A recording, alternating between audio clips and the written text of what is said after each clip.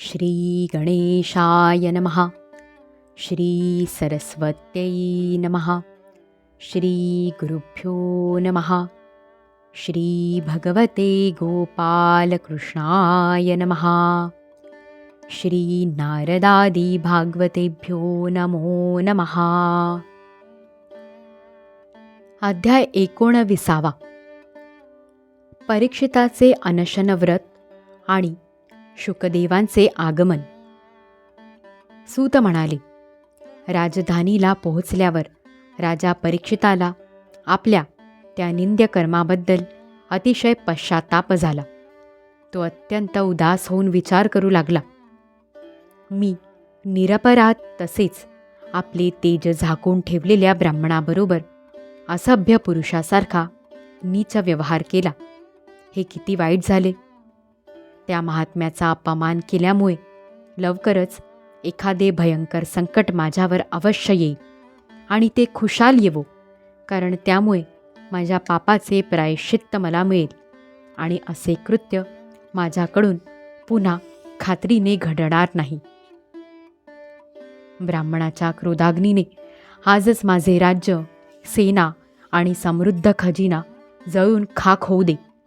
त्यामुळे पुन्हा कधीही माझ्यासारख्या दुष्टाची ब्राह्मण, देवता आणि गाय यांच्या बाबतीत अशी पापबुद्धी निर्माण होणार नाही. परीक्षित असा विचार करीत होता. एवढ्यात त्याला असे समजले की ऋषिकुमाराच्या शापाने तक्षक त्याला दंश करणार आहे. त्यामुळे संसारात आसक्त असणाऱ्या आपल्याला लवकरच वैराग्य प्राप्त करून देणारा तक्षकरूप मृत्यू त्याला चांगला वाटला. या जगातील आणि परलोकांतील भोगांना तो पहिल्यापासूनच तुच्छ आणि त्याज्य समजत होता. आता त्याचा प्रत्यक्ष त्याग करून आणि भगवान श्रीकृष्णांच्या चरणांची सेवा हीच सर्वश्रेष्ठ मानून आमरण उपोषण व्रत घेऊन तो गंगा तीरावर बसला. तुळशीच्या सुगंधाने मिश्रित असलेले गंगाजल भगवान श्रीकृष्णांच्या चरणकमलांचे पराग घेऊन प्रवाहित झाले आहे. म्हणून गंगामाता लोकपालांसहित स्वर्ग आणि पृथ्वीवर असलेल्या सर्व लोकांना पवित्र करते. मग मरणासन्न असलेला कोण मनुष्य तिचे सेवन करणार नाही? अशा प्रकारे आमरण उपोषणाचा निश्चय करून गंगा तटाकी बसून त्याने सर्व आसक्तींचा त्याग केला आणि ऋषीमुनी करीत असलेल्या व्रताचा स्वीकार करून अनन्य भावाने श्रीकृष्णांच्या चरणकमलांचे तो ध्यान करू लागला. त्रैलोक्याला पवित्र करणारे महानुभाव मुनी आपल्या शिष्यांसह तेथे येऊन पोचले. तीर्थयात्रेच्या निमित्ताने खरे तर संतजन त्या तीर्थक्षेत्रांनाच पवित्र करतात. त्यावेळी तेथे अत्री, वसिष्ठ, च्यवन, शरद्वान, अरिष्टनेमी, भृगु, अंगिरा, पराशर, विश्वामित्र, परशुराम, उतथ्य, इंद्रप्रमद, इद्मवाह, मेधातिथी, देवल, आष्टीरश्रेण, भारद्वाज, गौतम, पिप्पलाद, मैत्रेय, और्व, कवश, अगस्त्य, भगवान व्यास, नारद तसेच यांच्या व्यतिरिक्त अनेक श्रेष्ठ देवर्षी, ब्रह्मर्षी आणि अरुणादी राजर्षींचे शुभागमन झाले. अशा प्रकारे विभिन्न गोत्रांच्या मुख्य ऋषींना एकत्र आलेले पाहून राजाने सर्वांचा यथायोग्य सत्कार केला आणि त्यांच्या चरणांवर मस्तक ठेवून नमस्कार केला.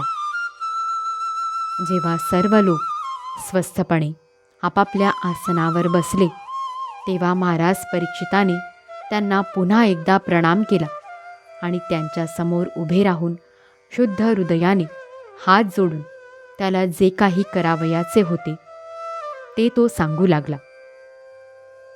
परीक्षित म्हणाला, अहो, समस्त राजांमध्ये आम्ही धन्यतम आहोत, कारण आमच्या शील स्वभावामुळे आम्ही आपल्यासारख्या महान पुरुषांच्या कृपेला पात्र झालो आहोत. निंदित कर्म केल्यामुळे राजवंशातील बहुतेक लोक ब्राह्मणांची पाद्यपूजा करण्यापासूनही दूर जातात, ही किती खेदाची गोष्ट आहे. मीही नेहमी घरदारात आसक्त राहिल्या कारणाने पापीच झालो आहे. म्हणूनच स्वतः भगवंतच ब्राह्मणाच्या शापाच्या रूपाने माझ्यावर कृपा करण्यासाठी आले आहेत. हा शाप वैराग्य उत्पन्न करणारा आहे, कारण अशा प्रकारच्या शापाने संसारात आसक्त झालेला पुरुष भयभीत झाल्यामुळे विरक्त होतो. ब्राह्मण हो, मी माझे चित्त भगवतचरणी समर्पित केले आहे. आपण आणि गंगा माता शरण आलेल्या माझ्यावर अनुग्रह करा. ब्राह्मण कुमाराच्या शापाने प्रेरित दुसरा कोणीही कपटाने तक्षकाचे रूप घेऊन किंवा स्वतः तक्षक येऊन दंश करू देत, मला त्याची पर्वा नाही. आपण भगवंतांच्या रसमय लीलांचे गायन करा.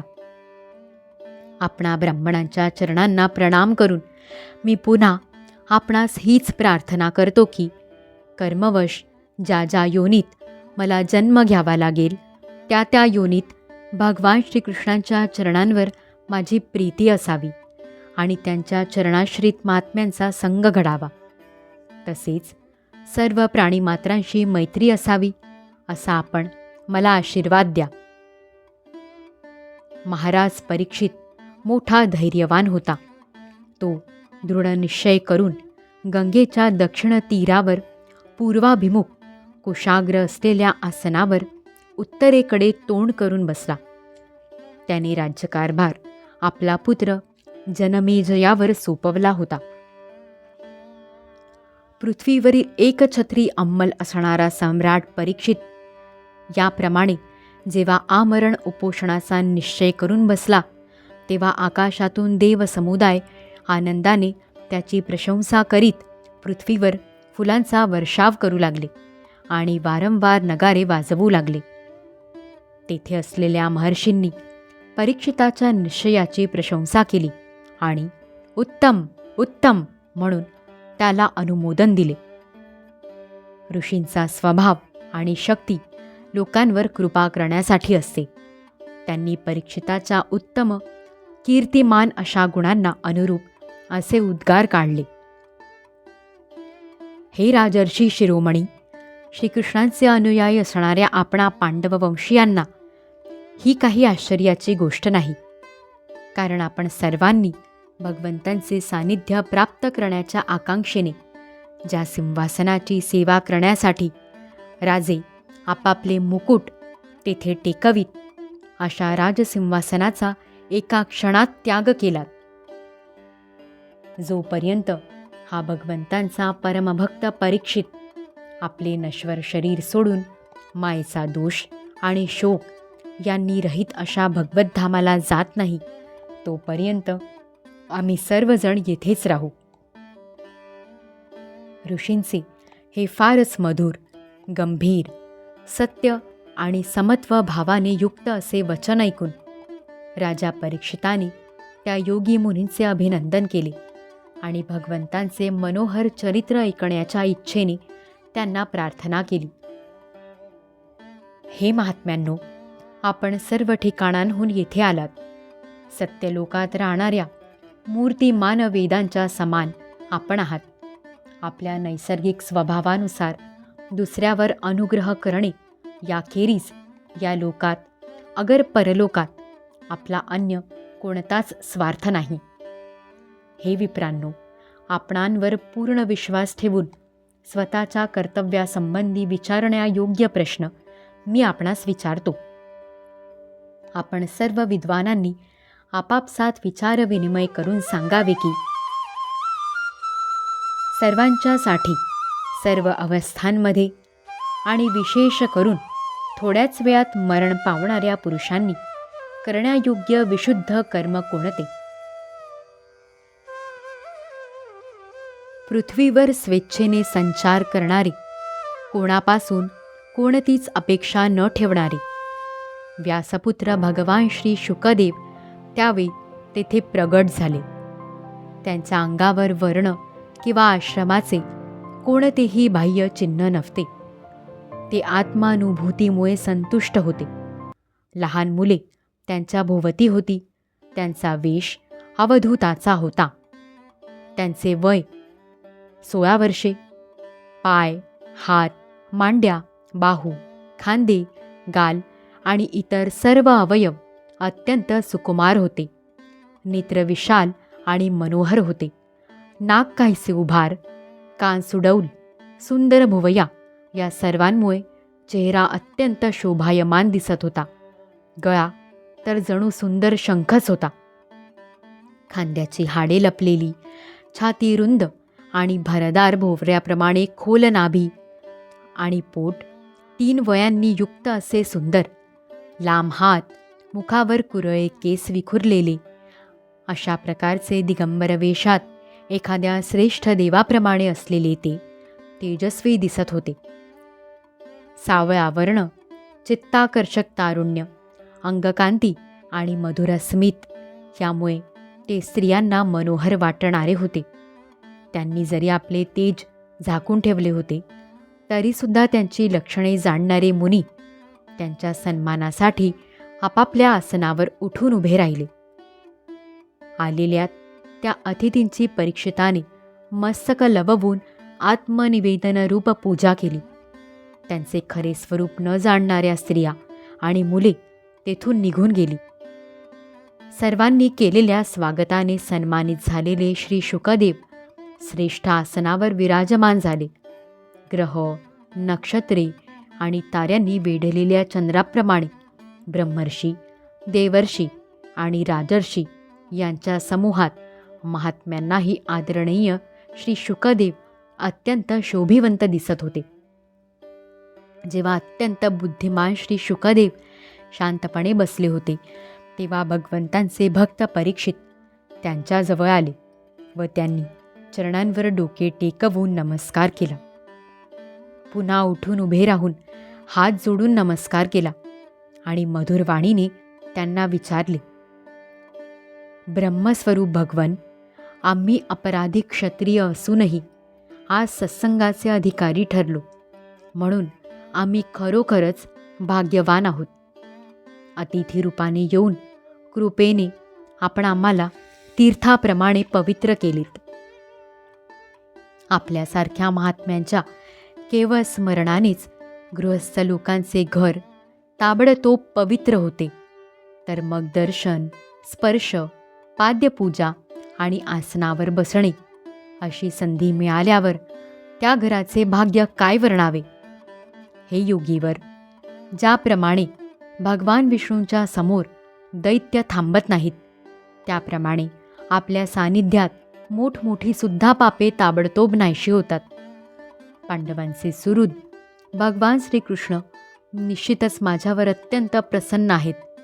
म्हणूनच त्यांनी आपल्या आतेभावांच्या प्रसन्नतेसाठी त्यांच्याच कुळात उत्पन्न झालेल्या माझ्याशी सुद्धा आपलेपणाचा व्यवहार केला. भगवान श्रीकृष्णांची कृपा झाली नसती तर आपल्यासारख्या एकांत वनवासात राहणाऱ्या अव्यक्तगती परमसिद्ध पुरुषांनी स्वतः येऊन मृत्यूच्या वेळी माझ्यासारख्या सामान्य माणसाला कसे दर्शन दिले असते. आपण योग्यांचेही परमगुरू आहात, म्हणून मी आपणास आसन्न मरण माणसाने काय केले असता त्याला मोक्ष मिळेल हे विचारित आहे.